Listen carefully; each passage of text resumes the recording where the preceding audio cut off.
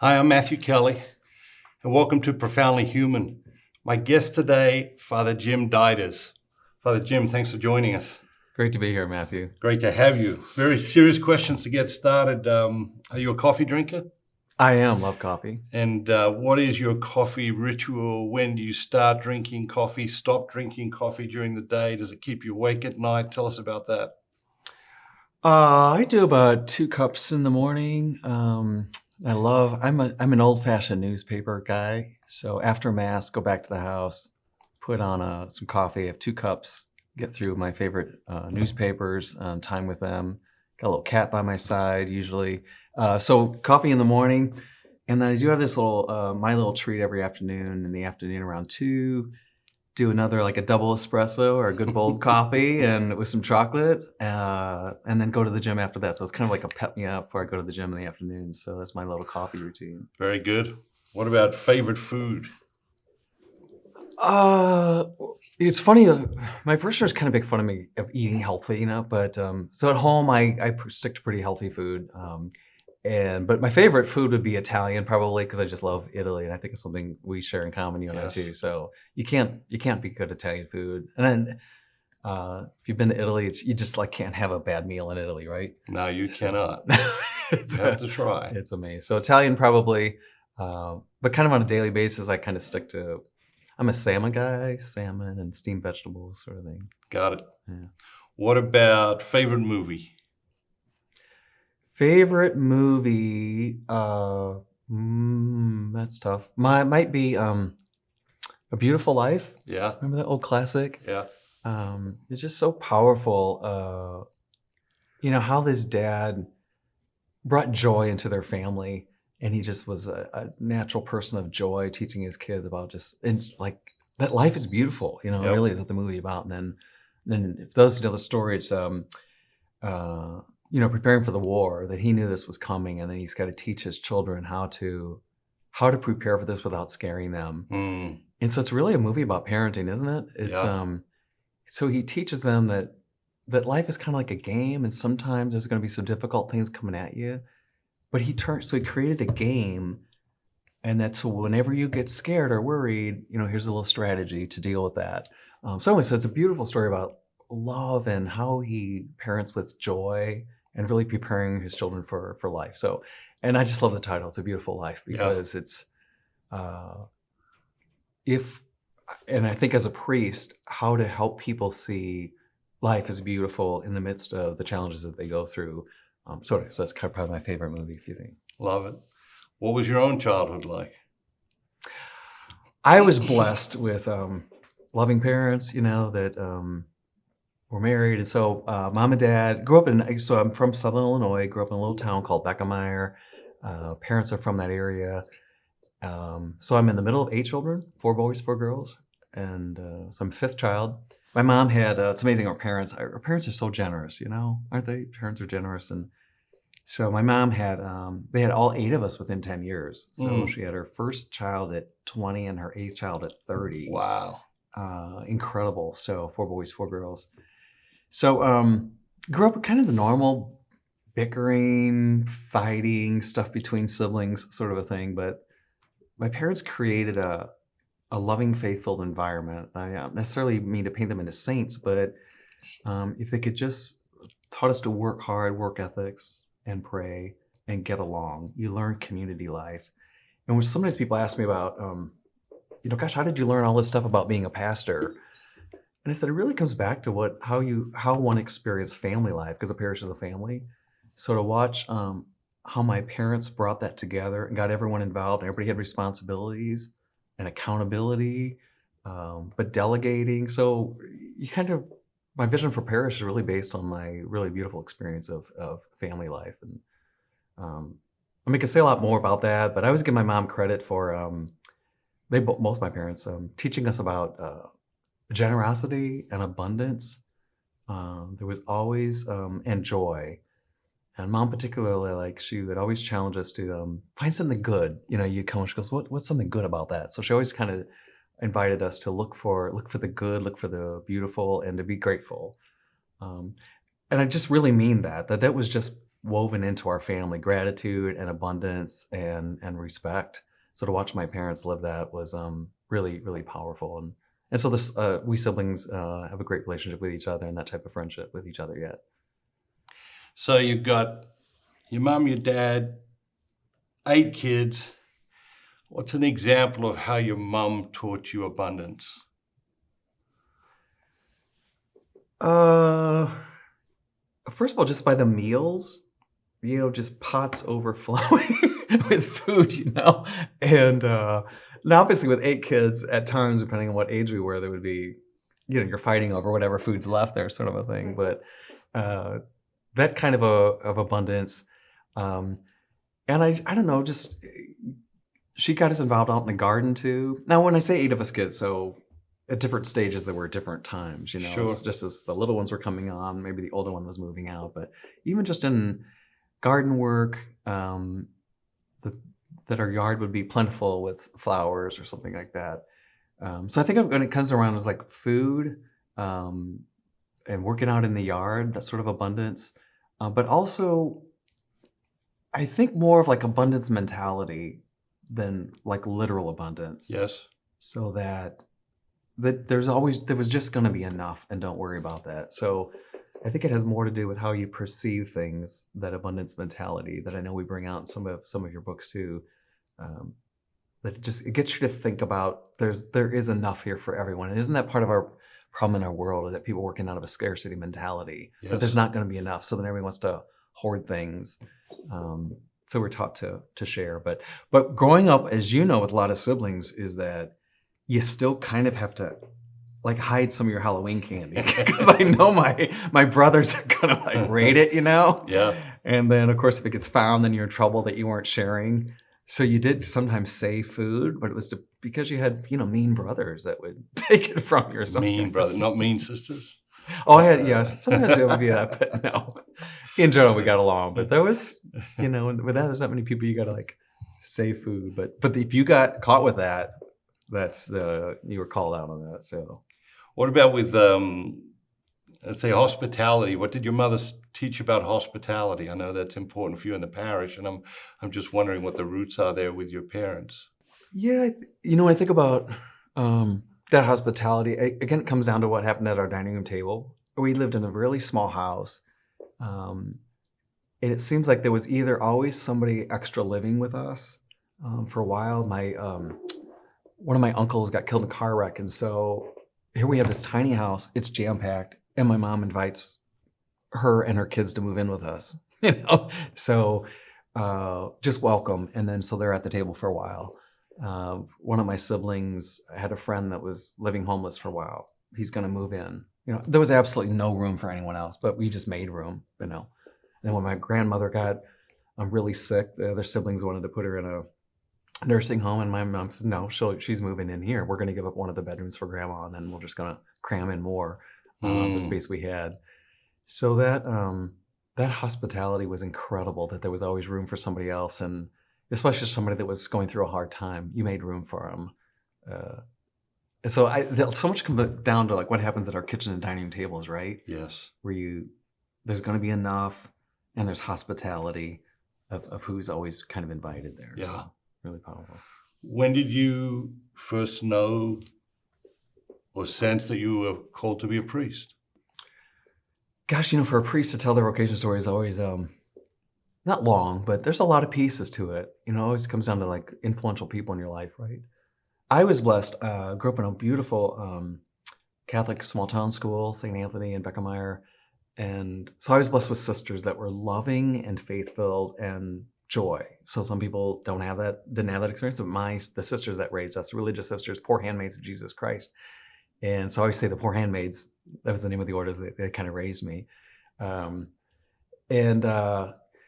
So they already started having an influence with their faith. I'll try to tell briefly one story. Sister Maxine Peppenhorst is her name. We had 2 grades together, 5th and 6th were together, a little crammed in a classroom, Kind of shows how old I am, right? When you could put 2 grades together. And I guess we had daily mass, and I guess during mass, maybe some people were misbehaving, and we did after communion. She just came back and she didn't yell at us at all. She goes, boys and girls, I have a new strategy for you. She goes, after communion, I invite you to go back to your pew and just say one Hail Mary and ask Mary to help you know what Jesus wants you to do with your life. And she goes, it's a good way to use that time. And then it's kind of helping you know what's going to make you happy in life. Because God only wants your happiness. And that comes out of, God always dreams bigger than what we do. So she taught me that God wants my happiness. Yeah. And she goes, and then she gave a personal testimony, which I try to implement myself. People want personal testimonies, right? So she gave a testimony. She goes, that's what I did as a little girl. I started my daily Hail Mary and helped me choose that God wanted me to be a sister. And she said, and I'm happy. I've been happy every day of my life as a sister. And I want you to have that happiness. So, well, now my little German A-type personality, goal is happiness. She gave me the formula. Just give me a plan. So I started this plan. I'm like, got it. Daily Hail Mary, daily Eucharist, and God's going to lead me to happiness, right? So I was kind of a strange child. I fell in love with the Eucharist as an early child. Already in second grade, my first communion. But then by her teaching me sort of that devotion, now all of a sudden I really looked forward to going to Mass because that's part of the formula to get to happiness, right? Your prayer and the Eucharist. So when I say I'm an unusual child, that even during the summer months, I would get on my bike and ride to church. It was only like 6 blocks away, but I went to daily Mass as a child. And I think back, like, what my friends would think about me, or by myself, just go to Mass. So I could have communion and that Hail Mary. And then God blessed all that. Long story short, it was my junior year in college that I had a big kind of a revelation, and God specifically calling me. I'd gone to Mass, still doing my daily Mass and communion even during college, and thinking about marriage, priesthood, and praying, just give me some sign. And just one day God just put his hands on my shoulder after Mass, doing a meditation, communion meditation, and then just said, I want you to be a priest, and I promise you'll be happy every day of your life. And by God, the voice calling, promising happiness, which is a part of my prayer that I've been doing. And then from that day on, I had it was black and white. It was clear exactly what I was supposed to do with my life. And I didn't realize it was later on that I realized what a gift that had been given to me. That clarity. A lot of people don't have a clarity about their vocation. Yes. And they struggle a long time with that. And it was all gift, all grace, that type of clarity. But I think God knew I needed a big pan of clarity hit over me, because I was all over the place like a lot of people. But it allowed me to then focus in graduate school, seminary, to be very focused on my studies because this is what I was supposed to do with my life. Got it. And it's been so joy-filled. I try to tell, especially the young guys thinking about vocation, that I could not imagine a more fulfilling, rewarding life as a priest, if you're called for it. So it's an absolute blessing. Tell us about the parish you're in now and how long you've been there and that sort of thing. So my parish now is in St. Clair of Assisi in O'Fallon, Illinois. I think you know that. And remember you came to speak there. I really set our parish on fire. We had built a new church at that time, and you'd come to speak there, and kind of on the 1-year anniversary of our new building, our new church. And so interestingly enough, people were surprised when I tell them I've been there 26 years as a pastor. Wow. So this time I've been ordained 31 years. I've been there 26 years. Various reasons for that. One is it's a big growing place, and so to kind of help the parish walk through a new church building and then a new school building, and then we added on to the church because of all the growth. So kind of helping the parish through all that growth, building and fundraising and all that. So it's a beautiful parish, incredibly faithful people that continues to enrich my life as a priest. The joy of being a pastor, I think I've shared this with you before, is that it's so much like parenting. You get to help form people, like parents form the children. A pastor gets to form people in the relationship with Christ, and then you walk them through that. And then, interesting enough, then when you watch them doing holy moments, you get so excited, and when you have to listen to their unholy moments, or walk them through, like, what were you thinking? So kind of like parenting, a pastor gets to kind of journey with them and help them navigate these holy and unholy moments in their life and accept God's forgiveness and his graces that help us maneuver between those, isn't it? I heard a great story. The old church is still on the campus, and you have school there in the parish. And I heard something about what you're doing in the old church in the morning and the afternoon during pickup. Walk us through that a little bit. Yeah, so it's an old church from the 1890s and had been just in really bad shape. So we just recently redid the interior and brought back some like a more of a traditional look of what it was designed to be. So we're still in the process of this yet, but it's part of our visioning that now to help improve the prayer life of the students to have a really devotional, beautiful space. So trying to introduce them more to more devotional life, and then trying to bring the parents in on that.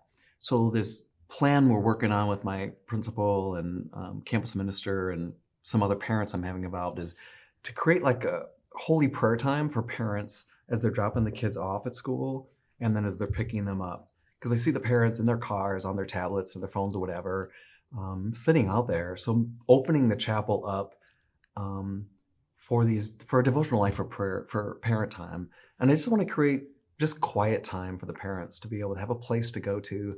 Sure, drop your kids off, but set aside, whether it be 5 minutes, 10, 15, if you want to do a holy hour is great. So yeah, some quiet space for parents, and that the chapel's right there. And it's literally called the school chapel. So now we're calling it the parent and school chapel. So, and then also then encouraging parents anytime between 2 and 3 to come early, head into church, do some prayer time. Maybe you just need to sit there and breathe, whatever you need as a parent. We want to provide the space for you to enrich you in your parenting and any fears you have, concerns, and be praying for your children.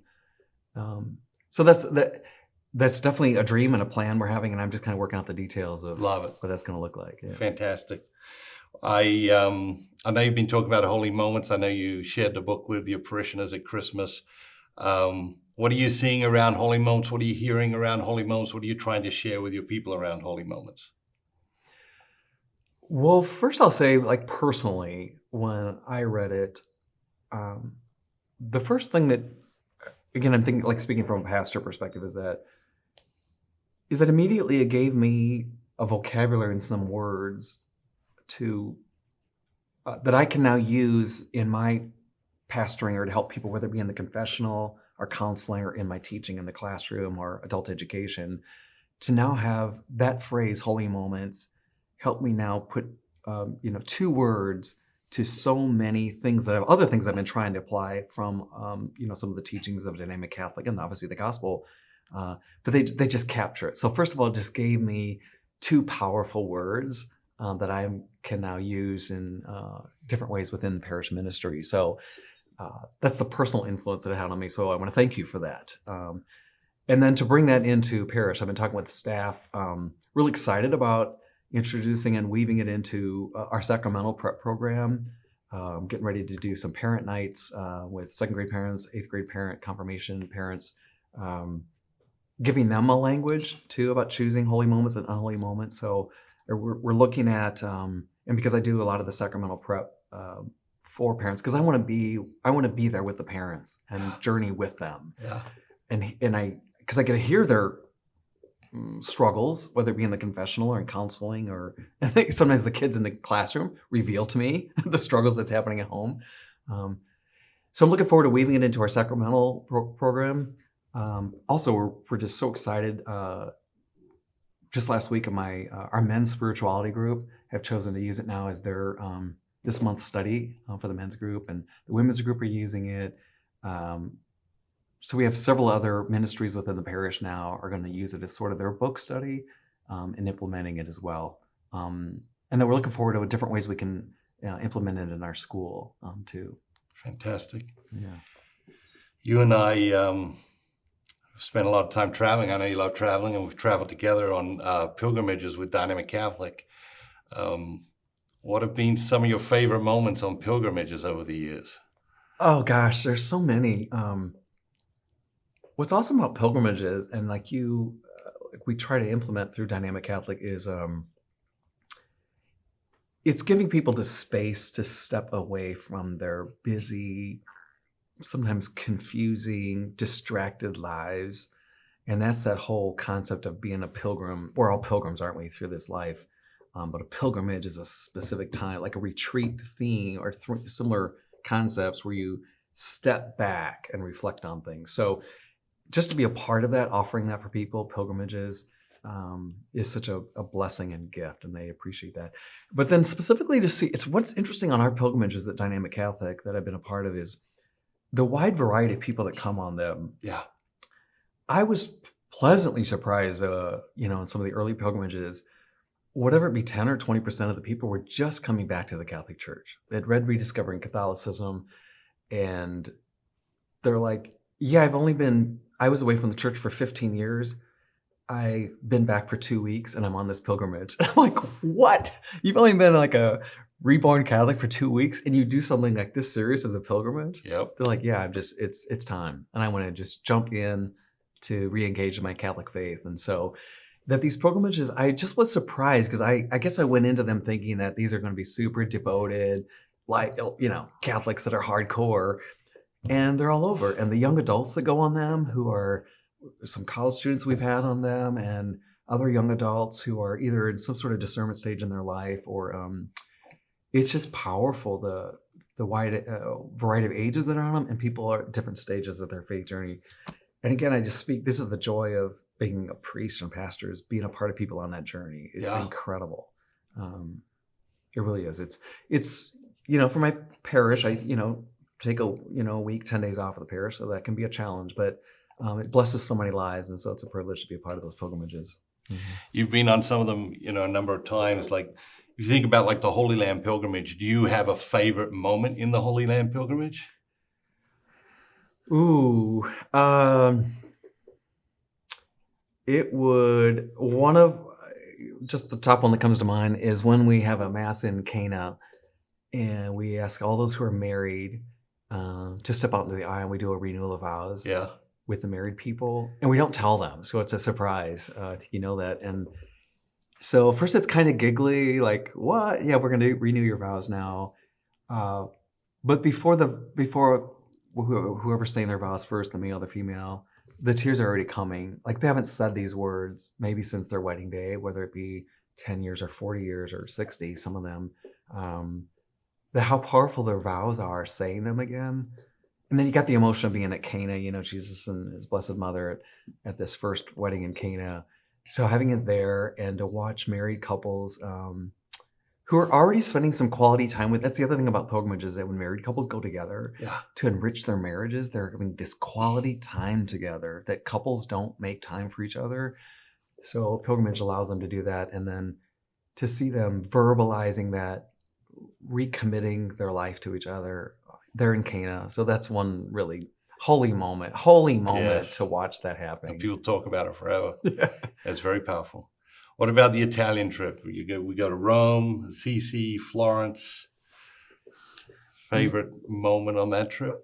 Well, of course, my parish is St. Clare of Assisi, so I'm going to be biased about the town of Assisi. It's like, I just want to move there, right? Yeah. Retire to Assisi, because it's an oasis, so it's a little piece of heaven, right? Yeah.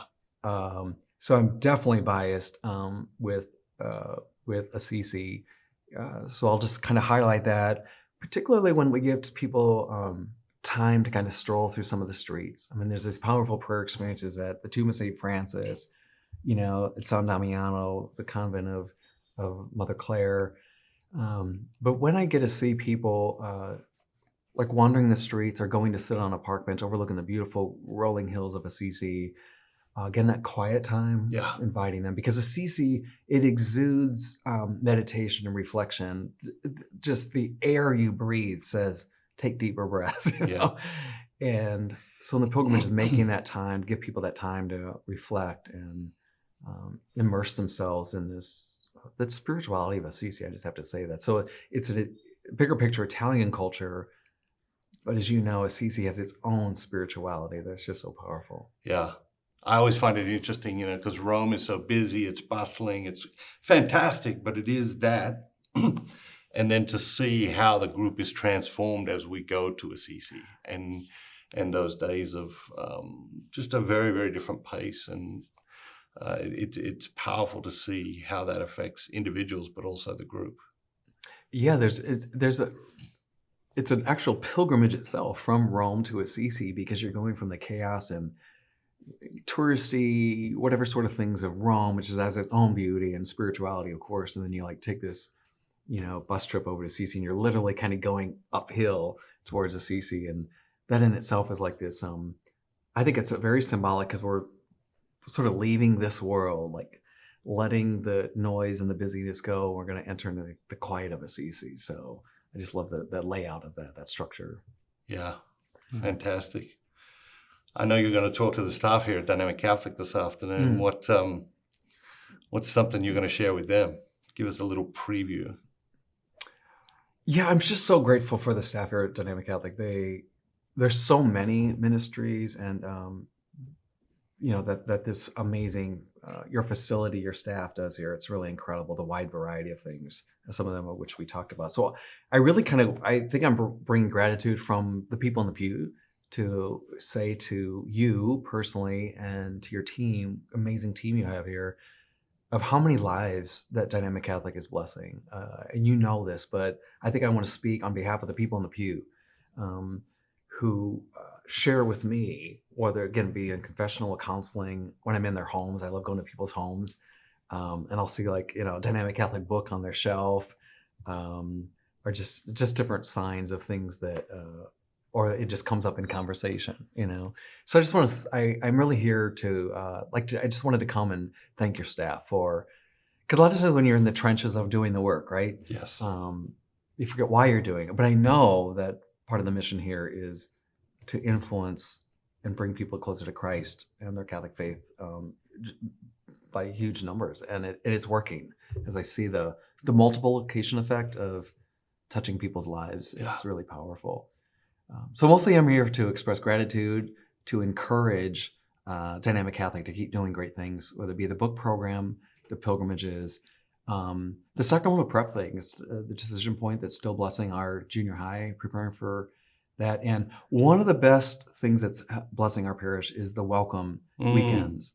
And I'm going to say that a little bit to the staff this afternoon as well, that when that group goes on this, we still use the word kind of retreat weekend, if you will. And then the formation that follows after that's Yes. so powerful. Yes. That's what's unique about the welcome there's a lot of good programs out there and sort of weekend experiences. And then they all have aspects of it. What I like about our welcome experience is the formation that happens afterwards. And it creates a small faith community to develop this relationship with Christ. So it's not a one-time retreat. I had an emotional high, great spiritual experience, and then figure out how to implement that. It's the follow-up and those small faith communities that are developed from those weekends. It's so powerful. And we're seeing, again, I want to say this to staff and to anybody seeing this video, is that then the fruits just keep coming, right? So Yes. from that, we have some leaders that set up this amazing, like a women's spirituality room by this great dedicated parishioner, Ellen. And now this women's spirituality, right now, there's 75 women every Tuesday night from different welcome weekends, if you will, and all these other new women coming to the parish. And now it's just this women's spirituality is like out of control, like in a good way. Yes. And now it's a blessing. Like there's a lot of young single women in that group and young married moms and people in their 80s and 90s. Yeah. Also, it's intergenerational, but it's a fruit of that welcome retreat experience. It's a great story. So if you took the 50 people in your parish who are most involved, who are most engaged, what percentage of them do you think have been through the welcome experience? Oh, a high percentage. Yeah. Yeah, high percentage. It's hard to put a number to that. I would at least say 75%. Wow. That maybe they started out as a leader. Yes. That happened to, in parish life, just volunteers just kind of move up, right? And then they go on the weekend, and then they're able to put like a deeper spirituality to why they're serving, or why they want to be involved. So it helps them put words to that as they reflect on wow, I'm actually living my discipleship. Yes. All this connects to the Eucharist. And so it helps them make a deeper connection to the Catholic faith that they already have, but in a much richer way than they're going out and doing the ministry kind of with new eyes. Yep. It kind of, after kind of that holy moment of a weekend, it enriches their ministry and their volunteer work even in a deeper way. It's fantastic. Thank you so much for taking time to visit. Thanks for sitting down with us today. This would be a joy and a blessing to share with people. It's great to be here. Thank you for all you do. It's really blessing many lives. Really I appreciate it. appreciate that. God bless you. Thanks so much.